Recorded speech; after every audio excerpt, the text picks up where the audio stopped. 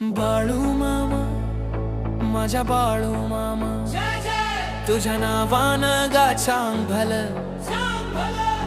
हा भंडारा तुझा भंडारा सोन करेल आयुष्याचं. आदमापूरचा देव माझा साक्षात शिव अवतार, त्याच्या कृपेनं दूर होई संकटाचा अंधार.